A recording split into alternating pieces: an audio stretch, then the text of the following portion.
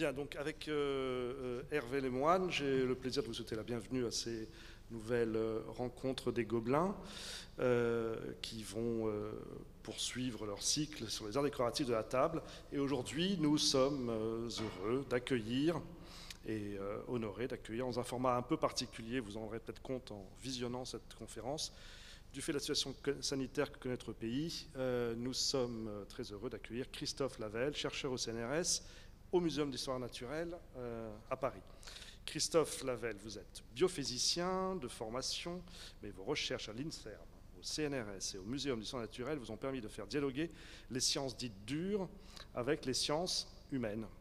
Votre terrain d'étude privilégié, l'alimentation, du moins c'est ce que je pense, se révélant particulièrement approprié aux approches interdisciplinaires.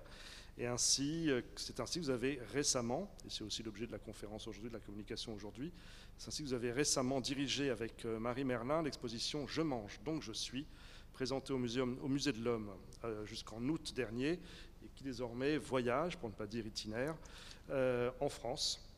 Une version de l'exposition est en ce moment présentée au domaine départemental Pierre-Vive à Montpellier, domaine départemental de l'Hérault.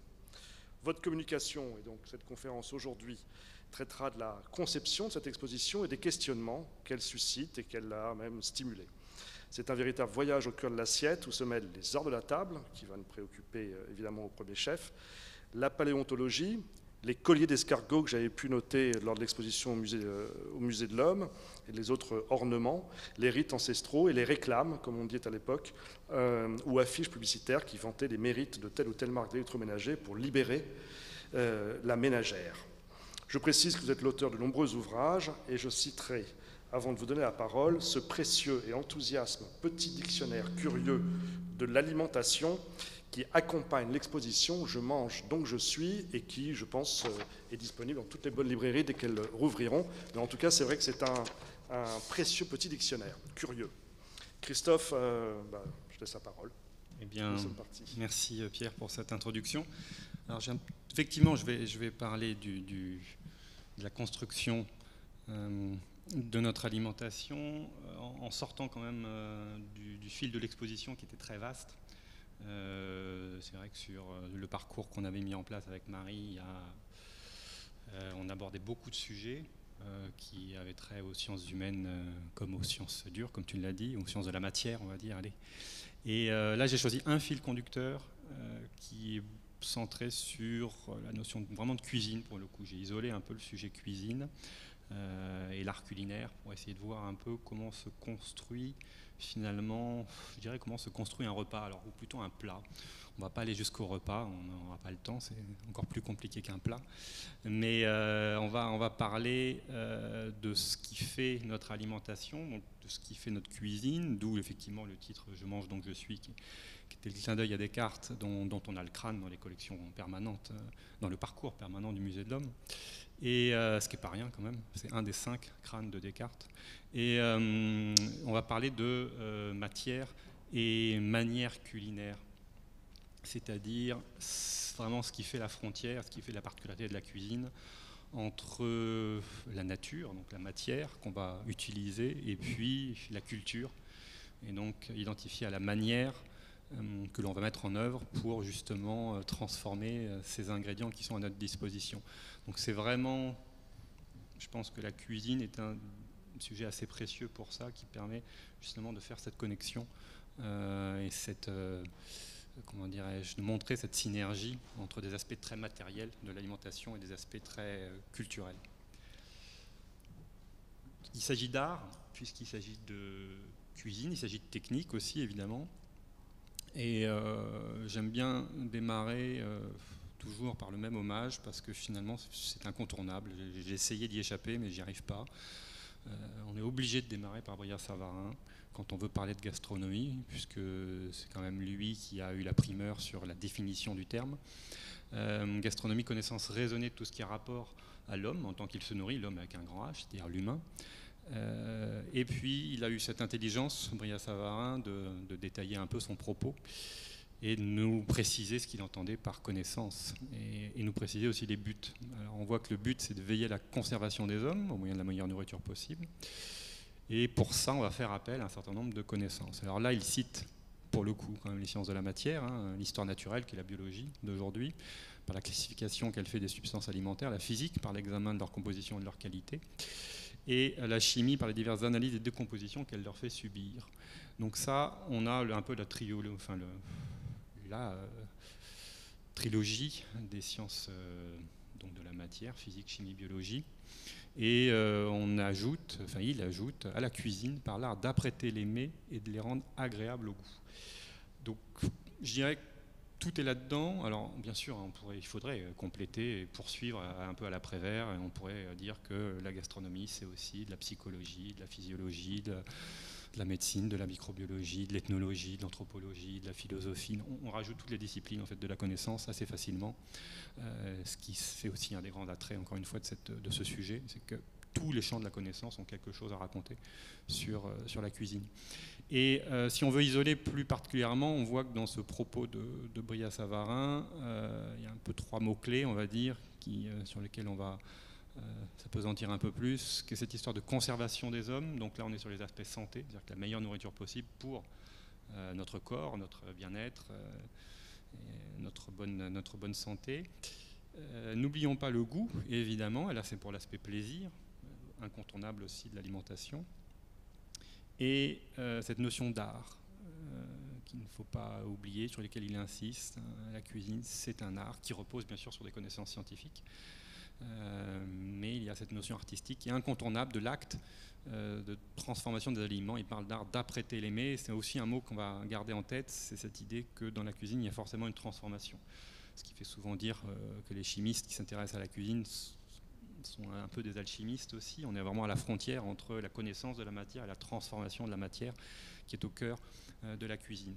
Et ça, un siècle plus tard, finalement, un autre illustre personnage, aussi incontournable, dont je n'arrive pas à me défaire, Georges-Auguste Escoffier, a plus ou moins repris les propos de Brillat-Savarin avec sa manière de les dire en tant que cuisinier. La cuisine, sans cesser d'être un art, deviendra scientifique et devra soumettre ses formules empiriques trop souvent encore, une méthode, une précision qui ne laisseront rien au hasard. Donc on est vraiment dans cette affirmation que la cuisine est un art, c'est dit, et que cet art repose sur des bases scientifiques. Et c'est un peu cette idée-là qu'on va décortiquer sans grandes équations, sans grands schémas théoriques. On va juste reprendre cette idée de construction du plat. Donc, comme je disais, cette frontière et cette porosité, cette interaction entre matière et manière ou entre nature et culture, ce qui est un peu l'équivalent. Évidemment, il y a un troisième incontournable dans cette histoire-là, Lévi-Strauss, avec son fameux triangle culinaire. On a en haut la matière, l'aliment brut, tel que nos ancêtres, auquel nos ancêtres avaient déjà accès, auquel nous avons peut-être un peu moins d'accès aujourd'hui, mais qui est finalement la nature, à l'état brut, hein, que ce soit animal, végétal ou champignon. Et cette matière brute de notre environnement, nous allons à l'échelle domestique ou professionnelle, bref, le cuisinier va se l'approprier et la transformer, parce qu'il faut, encore une fois, qu'il y ait transformation pour qu'il y ait cuisine. Sinon, il y a simplement alimentation. C'est éventuellement ce qu'on va pratiquer dans le crudivorisme, on va juste se contenter de cueillir et de manger. Il n'y a pas d'acte culinaire là-dedans. Enfin, ou très minimal, on va dire. À partir du moment où on rentre vraiment dans la cuisine, on transforme de manière drastique l'aliment, et il y a 2 grands modes de transformation qu'avait isolé Lévi-Strauss et qui correspondent encore à ce qui se pratique aujourd'hui et ce qui s'est toujours pratiqué. D'un côté, on va voir ce qui correspond à la cuisson, et de l'autre côté, alors ce qu'on appelle le pourri, mais qui correspond à la fermentation, qui sont 2 modes de transformation ancestraux aussi loin qu'on puisse remonter. C'est-à-dire que l'invention entre guillemets du feu, ça dépend des différents foyers, mais on est entre 5000 voire jusqu'à 700 000 dans certaines estimations, dans certaines régions du monde, 700 000 ans. La fermentation, vu que c'est un processus spontané, ça a toujours eu lieu, on ne sait pas.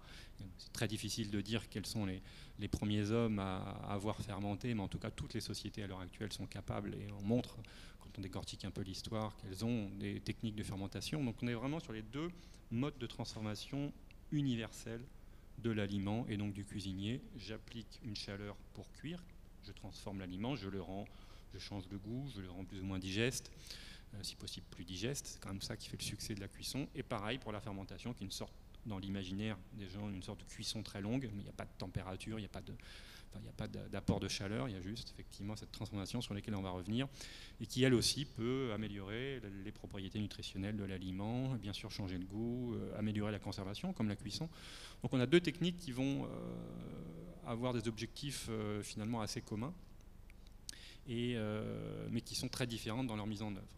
Et finalement, si on voulait représenter de manière très culturelle, du coup, l'icône des deux techniques, on va avoir d'un côté notre pavé de steak qu'on va griller ici à la poêle, et puis donc il y a une technique de cuisson, et puis de l'autre côté, on va servir ça avec notre verre de pomerol, qui est un pur produit d'une fermentation. Et on a un peu comme ça le binôme cuisine et boisson, enfin aliments solides, aliments liquides, qui fait aussi la gloire de la gastronomie française à travers le monde, cette sophistication à la fois dans les recettes, mais aussi bien sûr dans le vin, et pour couronner le tout, ce souci de l'assemblage. On parle toujours des accords mets et vins, c'est vraiment un sujet à part entière qui est souvent justement sujet à de multiples débats enflammés, passionnés. Quel vin servir avec quel mets? Et évidemment, tout cela est hautement culturel. Alors, si on veut revenir sur cet aspect, rester sur cet aspect culturel justement de la cuisine, il faut savoir qu'on a des fondamentaux, c'est-à-dire que toutes les sociétés ont appris à transformer la nature, ont développé une culture qui transforme cette nature, et on parle beaucoup effectivement de cuisine comparée, en ethnologie, on regarde beaucoup ce qui se fait aux différents endroits du monde et ce qui s'est fait et ce qui se fait encore aujourd'hui. On a cette idée, évidemment, il y a une grande variété dans les techniques de cuisine, mais je dirais qu'il y a une évolution qui est quand même très lente, beaucoup plus qu'on peut un peu l'imaginer. Il y a des effets de mode, on le voit bien sûr dans la cuisine, mais quand on regarde ici des flamands, ce sont des flamands rouges, ce sont ceux qui sont devant ma fenêtre au Jardin des Plantes, devant le laboratoire. Et ces flamands, aujourd'hui, surtout ceux de la ménagerie, sont quand même un peu protégés. Mais il n'y a pas si longtemps que ça, on pouvait les cuisiner. Et on a donc ici une recette d'Apicius, d'Eric Coquinaria. Alors, quand je dis d'Apicius, c'est tiré de l'ouvrage attribué à Apicius, mais qui a été écrit 3 ou 4 siècles après Apicius. Mais peu importe, c'est basé sur cette idée qu'on se faisait de la cuisine antique. Et on a cette magnifique recette où on dépouille le flamand, on le lave, on le pare, on le met dans une cocotte. On ajoute de l'eau, du sel, de l'aneth, un peu de vinaigre, et à mi-cuisson, on ajoute un bouquet de poireaux et de coriandre. Quand la cuisson est presque terminée, on ajoute du défritum pour colorer. Le défritum, c'est du mou de raisin. Donc on met un coup de vin rouge. On met dans un mortier du poivre, cumin, coriandre, laser, menthe, rue, tout ça c'est des herbes aromatiques. On triture, on ajoute du vinaigre, on ajoute des dattes, on arrose le jus de cuisson. On verse tout ça dans une cocotte, on lit avec un peu de fécule, comme la maïzena, et puis on arrose le flamand avec la sauce, on dresse et on sert. Quand on regarde cette recette, c'est un coq au vin. C'est une volaille qu'on fait cuire dans un mouillement, dans une cocotte, avec vinaigre et vin et épices. Et puis on rectifie un peu l'assaisonnement à la fin et la texture de la sauce. C'est exactement comme ça qu'on cuisine aujourd'hui, il n'y a rien à changer. Donc, et je crois que c'est important de garder ça en tête, les fondamentaux, c'est-à-dire que la cuisine, tout culturelle qu'elle soit, elle repose sur des bases fondamentales qui, encore une fois, dans leur âme, n'ont pas changé. Et donc je pense que c'est ça qui est important de garder en tête. Bien sûr, aujourd'hui, on a des cuissons sous vide, on a le micro-ondes, on a des tas de choses, mais globalement, on rôtit, on cuit dans des cocottes et on fait toujours la même chose. Alors qu'est-ce qui se passe quand on cuisine? Et c'est un peu ce qu'on avait montré dans la partie centrale de l'exposition, là justement autour des manières de cuisiner à travers le monde. Là, je ne vais pas faire un inventaire des différentes cultures. Je vais au contraire regarder ce qui est fondamental, ce qui est donc du coup la physico-chimie finalement, qui est la même pour tout le monde. Partout dans le monde, on a la même physico-biochimie. Pour ça, c'est l'intérêt, je dirais, c'est la facilité des sciences dures, c'est que voilà, que je sois au Groenland ou en Australie, la physique, et la biologie et la chimie est la même. Et donc pour ça, on a comme nous l'avait dit Bria Savarin, on a finalement 3 grands types de connaissances qui nous permettent de comprendre l'aliment et la construction de l'aliment. Là, on est en train de, la construction de la recette, du plat. la première chose à laquelle on pense quand on pense cuisine, c'est la chimie. On va souvent dire la cuisine, c'est de la chimie. Alors, ça veut bien dire, c'est pas tout à fait exact d'un point de vue sémantique, mais ça montre bien l'idée qu'on a en tête, c'est-à-dire voilà, quand je cuisine, je fais des réactions chimiques. Notamment parce que quand je cuisine, souvent je cuis. Ça vient du latin coquere, qui veut dire cuire. La racine du mot cuisine implique une cuisson, même si toutes les cuisines ne sont pas cuissons. Dans l'idée, on a cette idée, ce phénomène de cuisson, et on a donc ici des frites. Voilà, je prends des pommes de terre, j'attrape ça, ou des patates douces, ou des carottes, et puis je coupe des lamelles et je mets dans une huile bien chaude, et je déclenche des réactions chimiques qui changent la couleur, qui changent la texture, qui changent les propriétés nutritionnelles, qui peuvent générer des composés toxiques éventuellement, comme l'acrylamide dans les pommes de terre, mais qui peuvent aussi les rendre plus digestes, qui peuvent aussi tuer des composés toxiques. Il se passe tout un tas de choses qui changent le goût, la couleur et les propriétés nutritionnelles. Un des exemples les plus faciles à mettre en œuvre et les plus visuels, c'est finalement la cuisson de l'œuf. C'est assez magique, hein. Un œuf, je mets ça quelques minutes dans de l'eau bouillante et il est totalement transformé. De liquide, il passe à solide. Alors que c'est de l'eau, il y a un blanc d'œuf, c'est de l'eau, 90%, avec 10% de protéines. Et puis justement, ces protéines réagissent à la chaleur et font qu'à la fin, j'ai un blanc d'œuf qui est cuit, c'est-à-dire qu'il est solide, alors que c'est de l'eau. Donc c'est de l'eau solide, mais c'est pas parce qu'elle a congelé, c'est au contraire parce que ça a cuit. Ce qui n'est pas forcément facile à comprendre quand on n'a pas fait un peu de biochimie, c'est que quand je coupe mon œuf, je coupe de l'eau et du gras, parce que dans le jaune, il y a du gras. Mais tout ça est rendu solide par les réactions chimiques des protéines qui ont coagulé et qui fait que l'œuf est aujourd'hui, et a toujours été d'ailleurs, un outil irremplaçable en cuisine et surtout en pâtisserie. C'est très difficile. D'ailleurs, on voit bien aujourd'hui pour la pâtisserie végane, par exemple, où on est obligé de se passer d'œuf, et c'est sans doute l'ingrédient le plus difficile à remplacer parce que c'est lui qui coagule, c'est lui qui fait toutes les cuissons, quoi. Quand on oublie les œufs dans un gâteau, il ne cuit pas en général. Donc il faut trouver des astuces pour, si on veut se passer d'un œuf. Alors encore une fois, quand il y a transformation chimique, il n'y a pas, comme je le disais, il n'y a pas forcément toujours cuisson. Ici on a un œuf de 100 ans justement, recette traditionnelle asiatique, alors qui n'est pas du tout un œuf de 100 ans au sens strict du terme, c'est un œuf laissé plusieurs semaines dans un bain de chaud, avec de la cendre, avec parfois des feuilles de thé, un peu de goût. L'idée c'est de déclencher une réaction basique pour le coup, qui va avoir un effet proche de la cuisson, proche mais différent en même temps. On a une coagulation aussi, mais un blanc qui n'est pas du tout blanc, qui est marron, translucide, un jaune qui n'est pas vraiment jaune, qui est plutôt vert, donc ça c'est une trace du fer et du soufre, une odeur très forte qu'on pourrait qualifier d'œuf pourri dans notre culture. En l'occurrence, c'est un dégagement d'H2S aussi qui est escombé dans les boules puantes. Donc c'est vraiment ce qui se passe au niveau chimique. Voilà, on est clairement dans une transformation.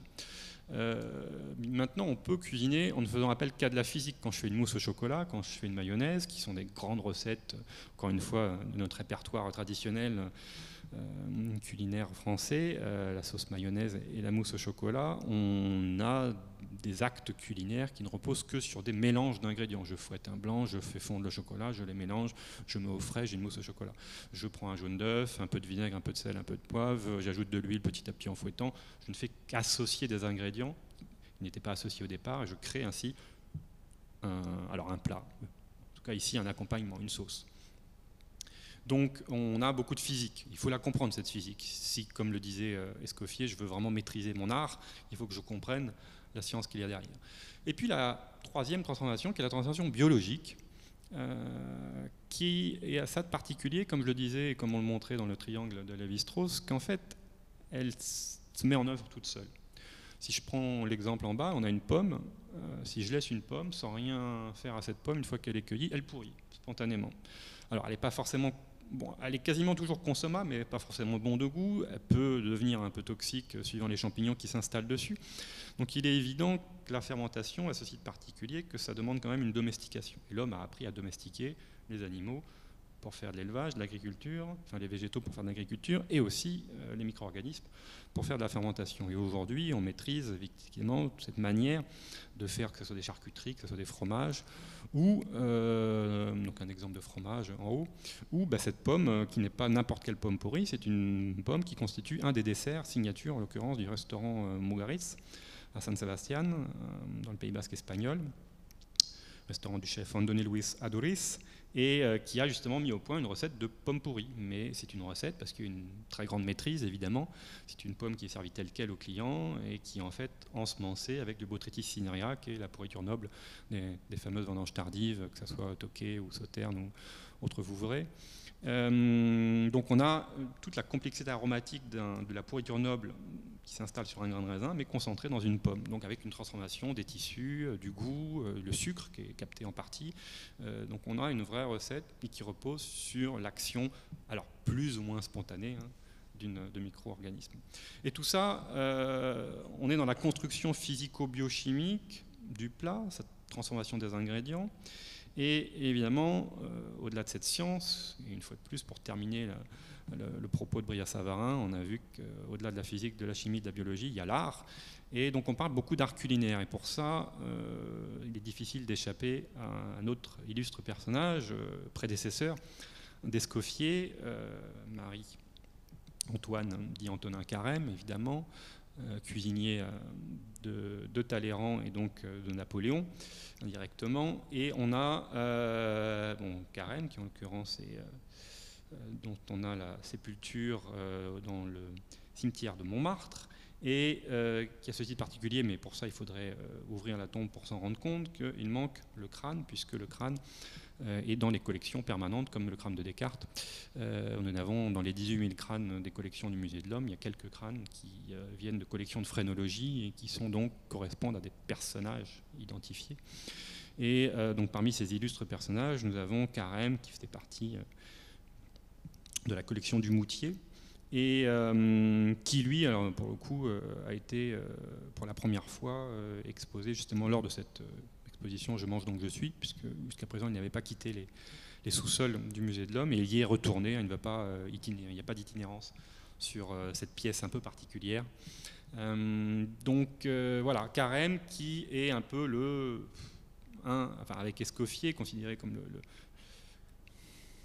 l'instigateur, le père de la grande gastronomie française, la cuisine, on va plutôt dire, et qui avait ce souci des beaux-arts, justement, avec cette citation qu'on utilise souvent: les beaux-arts sont au nombre de 5, à savoir la peinture, la sculpture, la poésie, la musique et l'architecture, laquelle a pour branche principale la pâtisserie. À savoir qu'on a effectivement fait face à un cuisinier un peu particulier, un pâtissier en l'occurrence, qui avait cette passion de l'architecture, qui dessinait énormément et qui, à travers ses œuvres plus ou moins comestibles, suivant les occasions, en tout cas dressait des buffets absolument extraordinaires. Et quand je dis plus ou moins comestibles, c'est qu'il y a des pièces qui n'étaient clairement pas destinées à être mangées, elles étaient faites en matériaux alimentaires, mais le souci était avant tout esthétique, plus que gustatif. Et on a clairement toujours cette espèce de folie dans les dressages, dans le design culinaire. Quand on regarde, si je prends une simple recette comme le Saint-Honoré, en pâtisserie, c'est 5 ingrédients, c'est des œufs, du lait, de la farine, du sucre, un peu de beurre. Donc on est un maçon, un artisan maçon, avec 5 matériaux à notre portée, et puis avec ça, alors déjà on peut faire des milliers de choses. Et si on choisit de faire un Saint-Honoré, c'est-à-dire un chou avec une crème chibousse, et puis un peu de caramel, là encore, tout n'est pas fini, parce qu'on a encore des milliers de manières, et comme c'est représenté ici, si on va sur n'importe quelle page Instagram, on est abreuvé de photos dans tous les sens, où là, mais voilà, 20 types de représentations, d'interprétation du Saint-Honoré, mais on pourrait en mettre 1000. Chaque pâtissier a sa signature du Saint-Honoré. Encore une fois, c'est toujours fait avec les mêmes ingrédients, mais on a un souci de l'esthétisme qui est là, finalement la signature du pâtissier. Ça, on l'a aussi en cuisine, bien sûr. Alors, les exemples sont innombrables. Là, j'ai pris le Petit Nice, Gérald Paseda à Marseille. Voilà 2 exemples. On a un homard et puis un dessert chocolaté. On voit bien qu'il y a un travail énorme d'esthétique qui est fait à l'assiette et qui fait qu'aujourd'hui aussi, beaucoup de chefs sont reconnaissables par le travail, enfin par leur dressage, et avec un peu d'habitude, on peut finir par attribuer les plats aux uns aux autres. Voilà, ce souci de l'esthétisme, alors il n'y a pas qu'en France, encore heureux, partout dans le monde, on a cette espèce de course au visuel, bien entendu encouragée par les réseaux sociaux, puisqu'aujourd'hui ce qui véhicule, ce qui fait parler des restaurants, c'est Instagram, Facebook et compagnie, et donc c'est l'image, d'où effectivement le souci renforcé de tous les chefs pour se faire connaître, d'avoir des dressages impeccables. Ici on a un exemple d'un maquereau et d'une tarte translucide à la citrouille qui sont évidemment hautement instagrammables, hein, puisque ça titille l'imaginaire et l'imagination, et ça suscite la curiosité. Qu'est-ce que c'est que cette histoire de tarte translucide? Donc tout ça, ça vient du restaurant Alinea à Chicago, le chef Grand Achatz, 3 étoiles aussi au guide Michelin. Donc on pourrait dérouler comme ça, quasiment tous les grands chefs d'aujourd'hui dressent des tableaux.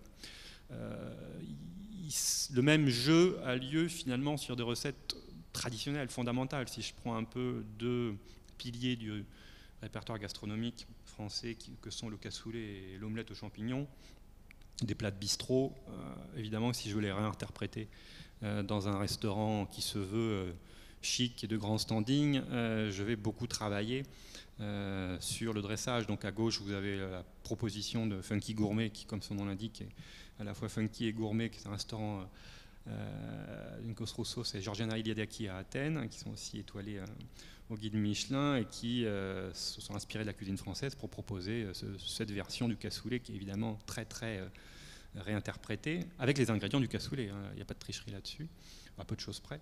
À droite, vous avez l'interprétation par Modernist Cuisine, qui est l'ouvrage qui avait un peu défrayé la chronique, justement, qui traite beaucoup de sciences et d'art culinaire, donc dans lesquels toute une équipe sous la direction de Nathan Myhrvold aux États-Unis a travaillé sur différentes recettes, dont cette idée de l'omelette aux champignons. On voit bien qu'effectivement c'est une omelette qui est assez peu banale, avec les ingrédients de base que sont c'est des œufs, des champignons, et puis on construit.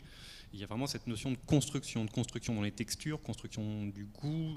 On est vraiment dans une démarche de design culinaire et pour avoir un rendu esthétique absolument extraordinaire. Alors bien sûr, il n'y a pas que le rendu esthétique. Ce qu'il faut quand même bien voir, et il ne faut pas oublier que ce soit la cuisine ou la pâtisserie, on a quand même des œuvres qui sont censées à un moment ou à un autre être mangées. Et pour ça, et c'est bien ça qui fait aussi la richesse et la complexité de la cuisine, c'est que dans la construction d'un plat, on construit quelque chose à 3 dimensions. Donc on construit une matière à laquelle on donne une forme, une couleur, une texture, et puis derrière on anticipe sur la dégustation et on construit un goût. Et le goût, il est dans les mains, alors d'une part dans les mains du cuisinier ou du pâtissier, mais là où ça devient compliqué, c'est qu'il est surtout et avant tout dans le cerveau du consommateur. L'organe du goût, c'est le cerveau. C'est le cerveau qui va construire le goût à partir de tout un tas de stimuli, que sont d'abord ceux auxquels on pense, c'est-à-dire l'olfaction. On va avoir ces molécules volatiles qui vont venir titiller notre bulbe olfactif à travers les narines, et puis en rétro-olfaction aussi. Et puis on va avoir bien sûr la gustation, donc tout ce qui va venir titiller les papilles qui sont sur la langue, et les bourgeons du goût qui vont nous envoyer des signaux sur les différentes saveurs, le sucré, l'amer, l'acide, le salé, l'umami, ce qui correspond aux acides aminés, etc. Et puis un peu le troisième volet qu'il ne faut pas oublier, qui est toutes les sensations qu'on appelle somesthésiques, qui sont les sensations de température, le chaud, le froid, éventuellement le piquant, le brûlant des piments, le piquant du poivre, la moutarde ou le wasabi qui monte au nez, le frais du menthol, les bulles de gaz carbonique. Tout ça, c'est des sensations qui vont s'ajouter et qui vont venir stimuler le cerveau, venir être interprétées en fonction de notre vécu, de notre culture. Et ça va construire l'interprétation qu'on va avoir du plat, qui peut être du plaisir, quand les choses vont bien, ça peut être de la surprise, ça peut susciter des émotions, tout cela est effectivement très très ancré. Et ce qui fait aujourd'hui, qui pousse les chefs dans la construction et dans l'élaboration de leurs cartes et de leurs propositions, d'aller encore plus loin dans le sens qu'ils considèrent la dégustation, ce qui est le cas, comme une expérience totale. C'est-à-dire que oui, bien sûr, il y a la saveur, l'odeur, les sensations trigéminales, somesthésiques.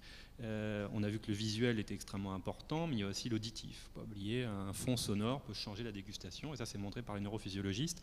Ce qui pousse, par exemple, ici on voit on voit un plat d'Eston Blumenthal au Fat Duck, pas très très loin de Londres, restaurant 3 étoiles aussi au guide Michelin, dans lequel un des plats signatures est ce plat très iodé, au sens c'est un plat autour de la mer. Le visuel imite une espèce de plage avec des coquillages, et puis il y a des écouteurs qui sortent d'un gros coquillage et qu'on se met sur les oreilles et qu'on écoute pendant qu'on déguste le plat. Et Charles Spence, qui est neurophysiologiste à l'université d'Oxford et qui collabore avec Eston Blumenthal avait montré qu'effectivement, sur plusieurs panels de dégustateurs, il y a un vrai changement de l'interprétation du plat et même des saveurs qu'on y trouve en fonction de ce qu'on est en train d'écouter. En l'occurrence, ici, le bruit de la mer.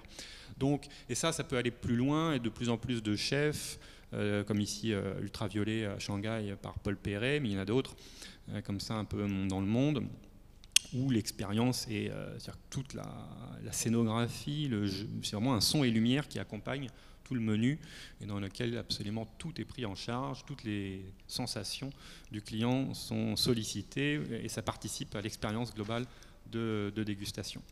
Et ça, on est vraiment dans quelque chose qu'on pourrait considéré presque un début de science-fiction, très moderne, mais dire manger en musique, on l'a toujours fait, ou presque. Donc c'est des choses qui, tenir compte de l'environnement pour manger n'a rien de nouveau, mais c'est vrai que ça va assez loin aujourd'hui dans la recherche et dans l'effort que font ces établissements pour déclencher tout un tas d'émotions. Alors déclencher des émotions, c'est-à-dire que justement, ce qui est intéressant dans cette manière très artistique de pousser la cuisine dans tous ses retranchements, c'est justement de jouer une carte qui va au-delà du c'est bon ou c'est pas bon. On veut susciter tout un tas d'émotions qui vont au-delà du seul plaisir gustatif, qui est déjà énorme, mais on joue beaucoup sur la surprise, éventuellement sur l'humour. Vous avez ici un exemple encore chez Alinea, c'est un ballon de pommes vertes, donc le ballon il est gonflé à l'hélium, donc il flotte dans la salle, donc forcément ça suscite un peu de la curiosité, qu'est-ce que c'est que cette histoire, et puis après on l'a, est-ce que je le mange pas, alors on le mange évidemment, parce qu'il est fait pour ça, c'est un goût quand même, un goût de pommes vertes, mais en même temps comme c'est gonflé à l'hélium, on se met à parler avec une voix suraiguë, donc ça fait marrer tout le monde. Donc on dépasse clairement dans cette démarche d'expérience gastronomique, on dépasse le simple fait alimentaire. Et c'est ça aussi qui est intéressant dans cette démarche. On a bien sûr les flambages, alors qui sont pas nouveaux, les flambages, mais ici on peut ajouter un effet de surprise avec donc toujours au fat duck. Avec ce sorbet flambé qui, une fois qu'il a fini de flamber, n'a pas fondu. Donc forcément, il y a un effet curiosité. Qu'est-ce qui s'est passé? C'est de la glace? Ben oui, c'est de la glace, c'est bien froid. Pourtant, il vient de flamber, mais il n'a pas fondu. C'est quoi l'arnaque? On a toujours chez Funky Gourmet à Athènes, cette version de la salade grecque. Alors forcément, une version qui casse les codes.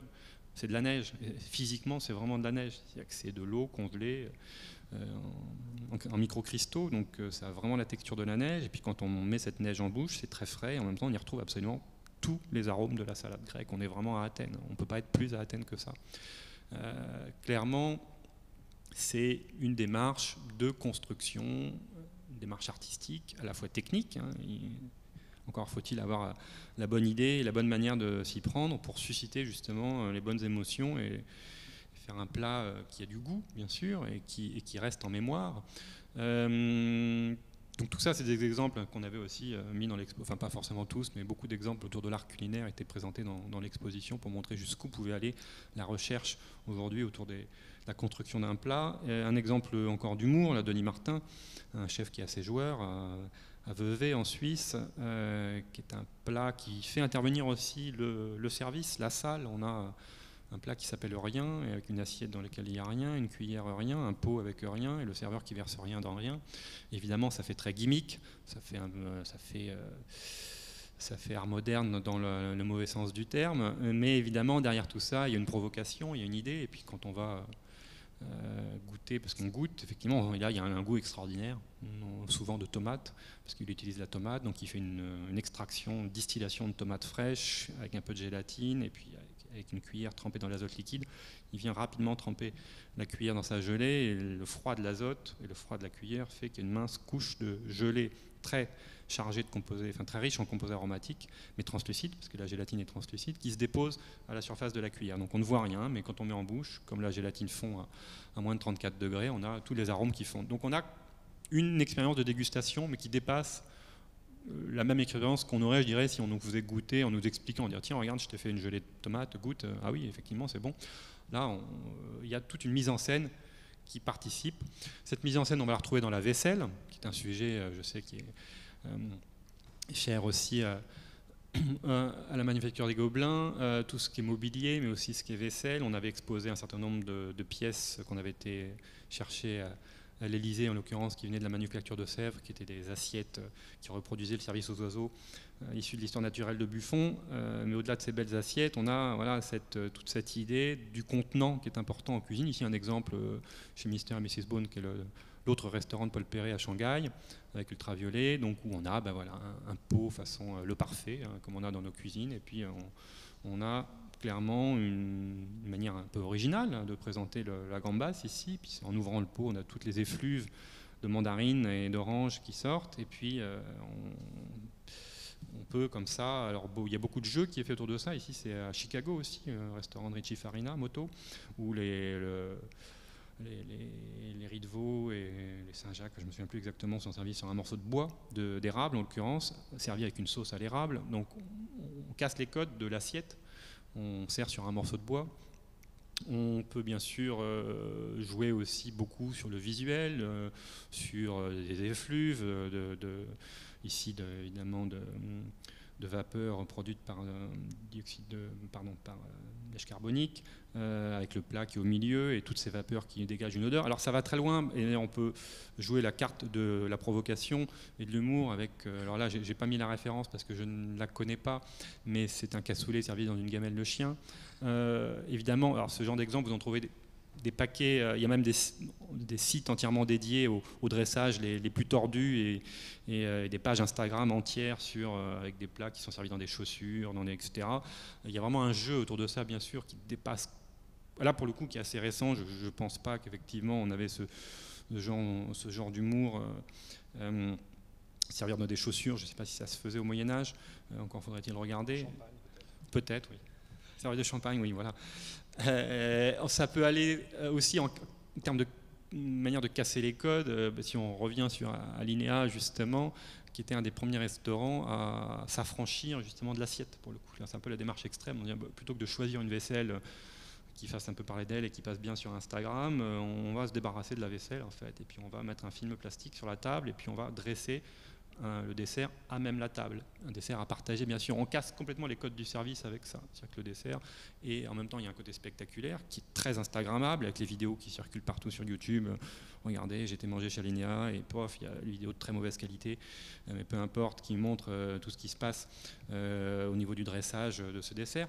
Beaucoup plus proche de chez nous, hein, si on va à la Tour d'Argent, restaurant, comment dirais-je, qui a cette réputation quelque chose d'un endroit très traditionnel, mais le paradoxe veut que ce soit aussi là où Philippe Labbé avait mis en place ce merveilleux dessert qui sont les crêpes demoiselles et qui font appel à 10 minutes de spectacle au guéridon devant le client, avec d'un côté l'ultra froid de l'azote liquide, de l'autre côté l'ultra chaud du flambage avec les crêpes flambées et le cahier de brebis qui est glacé minute à l'azote. Donc on a vraiment ce jeu des textures, ce jeu du spectacle.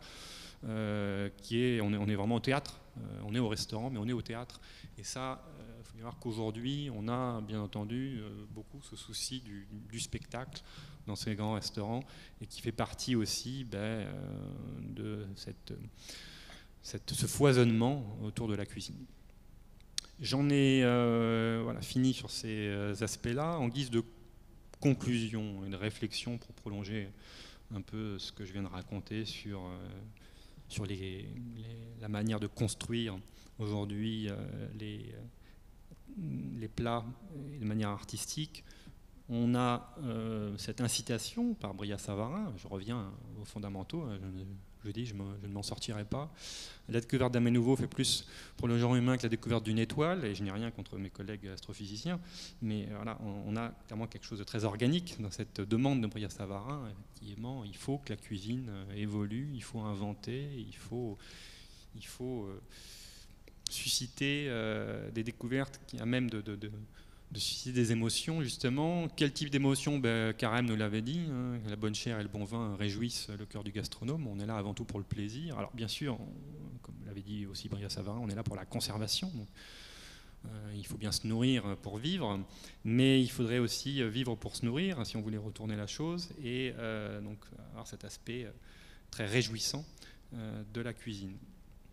Sans oublier, pour boucler la boucle, cet aspect culturel, une fois de plus, je reprends Lévi-Strauss, ça ne suffit pas qu'un aliment soit bon à manger, encore faut-il qu'il soit bon à penser, et c'est là où on a vraiment cette charnière fondamentale quand on pense la cuisine, et ce qui fonctionne à un endroit évidemment ne fonctionnera pas ailleurs. On a ce côté très très culturel de notre appréciation des aliments et dont il faut bien sûr tenir compte et dont le cuisinier tient compte quand il exerce son art. Et puis ben voilà, donc effectivement tu as mentionné l'ouvrage. Alors il y a donc il y a l'exposition qui devrait ouvrir à Montpellier, alors voilà, le 13 novembre officiellement, mais on sera en plein confinement, donc tout ça va être retardé, bien sûr. Il y a l'ouvrage que tu as mentionné, il y a un autre ouvrage qui s'appelle L'alimentation. L'alimentation en question, qui est une sorte de... Enfin, c'est pas une sorte, c'est un carnet d'activités pour les jeunes, avec une iconographie qui est très très histoire naturelle, puisque c'est puisé dans nos collections, et qui est en 64 pages destiné à faire réfléchir les jeunes et moins jeunes d'ailleurs autour de sujets d'aujourd'hui que sont le développement durable, la saisonnalité, l'histoire de l'homme en tant qu'il se nourrit, etc. Voilà, sur ce, merci pour votre attention. Merci beaucoup Christophe. Et effectivement, je pense que l'autre message qui vient naturellement à l'esprit, c'est à l'attaque de nos fourneaux et à la reconquête de nos assiettes. Donc la meilleure façon d'apprécier et d'écouter tout ce que tu nous as brillamment énoncé, c'est aussi d'aller derrière les fourneaux et se mettre à cuisiner. Bien sûr. C'est la meilleure manière de maîtriser son alimentation, c'est de la faire soi-même.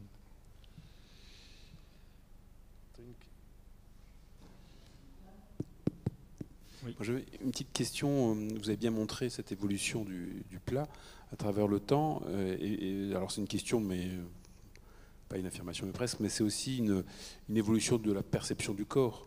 Aujourd'hui, avec non pas la disparition, mais l'amoindrissement du gras, du sucre et d'autres éléments, ou du sel par rapport au 19e siècle ou autre, on voit bien qu'il y a une surenchère de l'événementiel, de l'instant, et peut-être beaucoup moins de la structuration des plats autour de matières qui sont considérées maintenant comme moins bonnes. Donc comment percevez-vous ça, ce passage à la fois du changement de la cuisine, mais aussi de la perception du corps Alors, c'est clair qu'aujourd'hui, on est submergé d'injonctions, qui sont des injonctions de santé, qui ont une influence sur la cuisine du quotidien, comme sur la cuisine, on va dire, exceptionnelle, un peu d'apparat des établissements que je viens de mentionner. On ne mange pas de la même manière quand on va au restaurant ou quand on mange à la maison.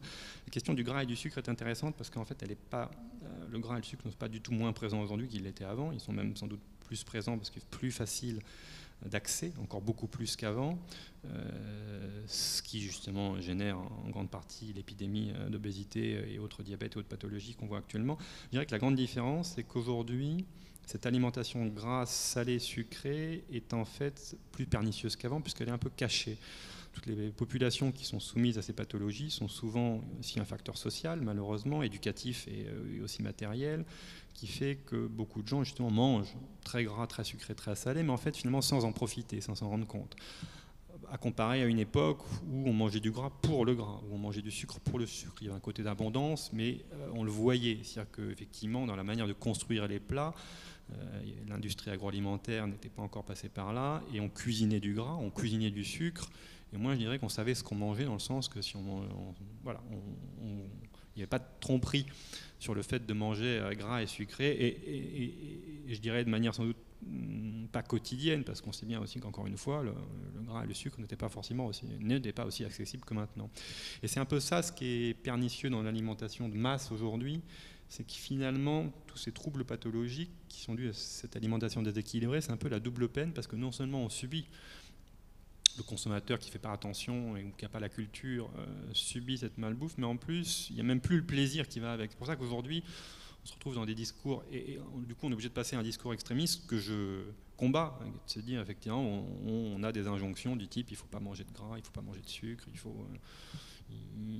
Et ce qui est absurde, la logique d'aujourd'hui serait beaucoup plus, il faut manger du gras, il faut manger du sucre, mais uniquement en y prenant plaisir. Et si on mange du gras en y prenant plaisir, et si on mange du sucre en y prenant plaisir, on limitera sa consommation. Parce qu'il y a un moment, de toute façon, on n'a plus envie.